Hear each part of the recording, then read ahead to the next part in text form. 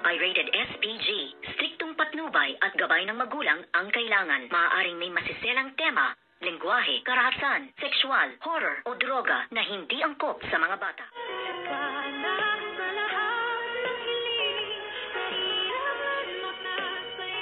Good morning and welcome sa aking munting channel, at dito nga ay natuklasan ng lahat ni Doc RJ ang katotohanan na si Moira nga ang tumulak sa kanya sa hagdanan kung bakit siya na aksidente at nawalan siya ng kanyang alaala dahil nga sa kagagawan ng isang Moirang demonyita. At dito nga ay pinapaamin na nitong si Doc RJ si Moira sa kanyang harapan, ngunit napakasinungaling pa rin talaga ng babaeng itong si Moira. Pilit pa rin niyang itinatanggi ang kanyang ginawang kasalanan kahit nga ipinanood na sa kanya nitong si Doc RJ na siya nga ang nagtulak, at talagang namutla at nabigla siya nang makita niyang meron ng kopya ng CCTV footage itong si Doc RJ. Kaya hindi na siya agad nakibo at sabi niya nga ay patawarin siya at pag-usapan na lang nila sa kanilang bahay dahil napakarami ng mga tao ang nakatingin sa kanila. At dito naman ay itong si Zoe, inilaglag niya ang kanyang mami Moira dahil nga sa kanyang kasamaan at dahil nga hindi siya kinampihan, at sinabihan pa nga siya na sana daw ay hindi na lang siya ipinanganak at namatay na lang sana itong si Zoe.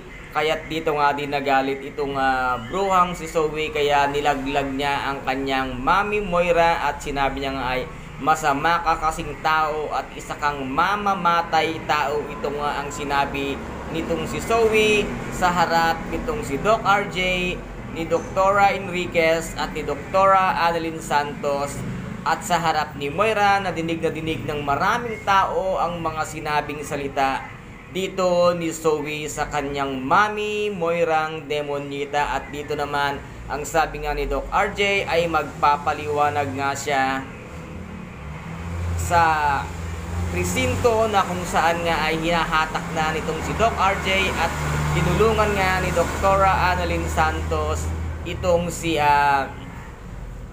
Doc RJ na hilahin itong si Moira para dalhin sa presinto at doon na nga ito magpaliwanag. At dito naman ay umakting na naman itong si Moira ng himahimatayang acting para hindi siya madala sa presinto nitong si Doc RJ at ni Doktora Annalyn Santos. At dito nga sabi ni Doc RJ ay dalhin na lamang nila sa Apex Medical Hospital para nga mabantayan doon ng mga tao, at nais pa nga sana nitong si Doc RJ na kumuha ng mga security para bantayan itong si demonyitang Moira. Ngunit sabi nga ni Nurse Karen at Nurse Ivan ay sila na lamang ang magbabantay at hinding-hindi makakatakas sa kanila itong si Moirang demonyitang. Ngunit sadyang mautak itong si Moira, at nang magising ay sabi nga dito ni Nurse Karen ay tinadyakan siya agad nitong si Moira, kung kaya't si Moira ay nakatakas. Mabuti na lang at maagap, matalino at mautak itong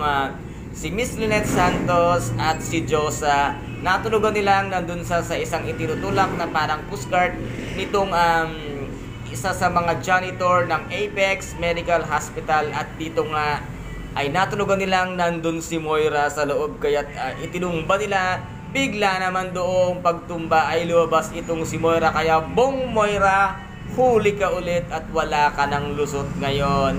Magpapaliwanag ka na sa presinto or else baka maikulong ka na ng tuluyan, at baka dito na rin magkaalaman ang baho ng bawat isa na kanilang mga tinatago sa kanilang mga sarili. And guys, ito po ang ating pakaaabangan dito nga sa Abot Kamay na pangarap, na kung saan ay patindi ng patindi at paganda ng paganda ang bawat kaganapan. At kung nagustuhan po ninyo ang aking video for today, paki-subscribe na lamang po ng aking channel, paki-like and share din po para maging update kayo sa lahat ng gagawin kong video. Maraming salamat po, ingat, God bless, and bye bye.